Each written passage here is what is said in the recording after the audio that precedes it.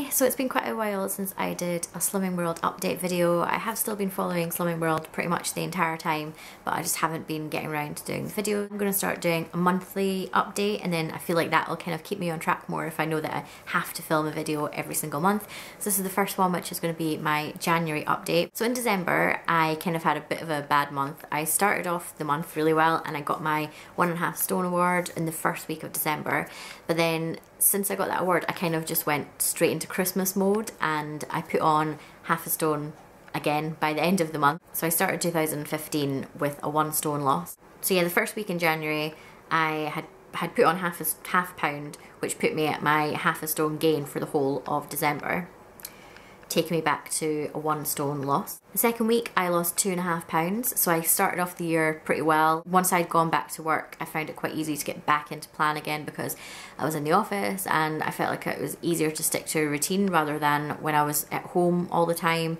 I found it really difficult to actually, you know, get motivated to eat well. I was just kind of sitting around the house eating like biscuits and chocolate and stuff, which obviously wasn't helping. The week after that I lost half a pound, and then the week after that I lost another half pound. So I finished January with a 1 stone 3.5 pound loss, which means I've got 3.5 pounds till I get back to that 1.5 stone loss, which is the most that I've lost so far. And I feel like this week I've actually been probably the most motivated that I have been for the whole of January. I just kind of have like visions at the start of January of me being like really good the whole month, and then I would finish the month having like got another award, but that didn't really happen. I just still was sort of pottering along, not really having that perfect week where I was on plan every day.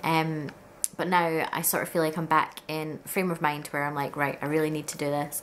I've just booked an appointment for my first like wedding dress shopping day in 2 weeks time, and that's really sort of given me a bit of a kick. I'm like, right, I'm gonna be trying dresses on. It's, you know, the wedding is in sight, so I definitely need to get a move on. But one of the things that's keeping me on track is writing a food diary. I got this 1-page diary, 1 page a day diary for Christmas, and I've been writing just everything that I've been eating in it.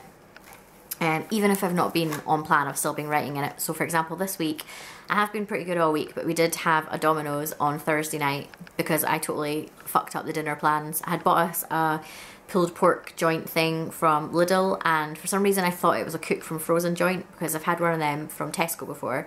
But then it turns out you needed to defrost it beforehand. So we didn't have anything else in the house to eat. That was the last meal that we had planned, so we ended up having to order in a Domino's. But I had like a little personal pizza, and then we shared some sides. But I wrote it all down in the book, and I looked it all up on the app to find out the sins. It was 57 sins for dinner, which is pretty bad, but at least it's written down, and that way when it comes to my weigh-in on Tuesday, if I have a gain, then I can look back and be like, well, it's probably that day that's done it. So yeah, I definitely recommend keeping a food diary. I find that definitely helps keep me on track. I've also been planning out my meals, so I got this wall calendar for my Christmas as well, and I've been using this to kind of write down my plans for the week. I get my meal ideas mainly from the Slimming World magazines, so I find that they're a really big help in coming up with meal ideas. We're going to go and do our food shop tomorrow, so today I need to write a meal plan and a list of things we need to buy. So I've been having a look through the latest magazine, which I picked up in class this week. I'll be honest, I haven't really found a lot of recipes in here where I'm like, yeah, I'm definitely going to make that. There's a couple that I like the sound of, but I'm just not sure that I would actually make them. And it's mainly because when they have things like Chinese meals and stuff in it, it always looks really nice, but there's so many ingredients in the list that I'm like, am I realistically going to buy all these different like spices and things because I'm only going to use them for like 1 or 2 meals? So I don't know how likely it is that I'll make a lot of things from this one, but I've got all the other magazines that I've bought over the last year, and there's lots of them in there where there's recipes that I make quite regularly, so I will definitely go through all of them and write down my meals. So in these update videos, I think I'm also going to talk about my current like favourite meals that I've been making and favourite items of food that I really like. So there's 2 meals I'm going to talk about. The first one is a veggie sausage stew, and this was in the October Slimming World magazine. That's it there.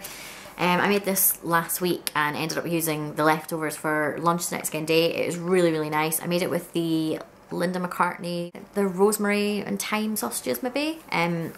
and it has like red wine in it as well, and lots of different vegetables. So we had carrots and sweet potato in ours. In the recipe list it also asked for leek and lentils, but we couldn't find them when we're shopping, so it was just carrots and sweet potato, but it tasted really, really nice. Another one is the Bonfire Night burgers, and this was in the November-December book. And these are burgers that are made with like lean mince and kidney beans, and they were so nice. Like, I love a burger, and this did not taste like a healthy burger. It was really, really nice. And I think I also topped ours with cheese slices, which were my healthy extra A of the day. In terms of other foods that I'm really enjoying, I'm still loving Mueller Lights, which are free. I've also tried the Fruitopolis yogurts recently, which are half a cent each, and they're really nice as well, so I think I'll be buying more of those. And for my healthy extra B, I tend to have hi-fi bars, so the Rocky Road ones are my absolute favourite, and you get 2 of them for your healthy extra B. So what I tend to do is I'll have like one of them in the morning for my breakfast with a peppermint tea at work, and then in the evening, if I don't want to have another one, I'll sometimes have pistachio nuts as the second half of my healthy extra B. So you're allowed 35 nuts as your B choice, so I'll have like 17 of them instead if I've already had a hi-fi bar, and it's quite a nice way of just varying up what I'm eating. I've not tried the new rhubarb and custard hi-fi bars, but I'm looking forward to trying them next week. When I was in class on Tuesday, I only had like £2 left, so I could either buy the magazine or the hi-fi bar, so I went for the magazine. In the evenings I tend to have an Options hot chocolate, so they're usually between like 1.5 and 2 cents, and depending on what the flavour is.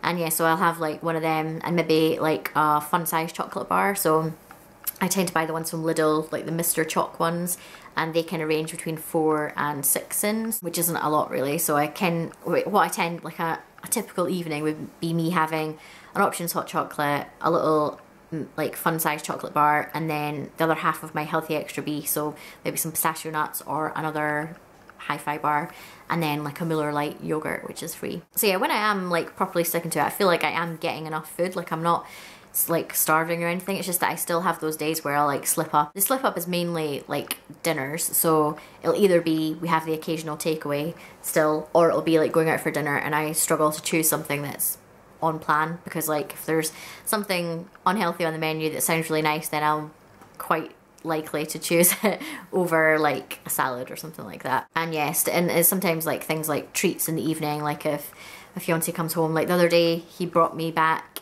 some Reese's Pieces cups because he knows I like them, and I was like, oh, they are 14 cents but they are really good, so I had them anyway.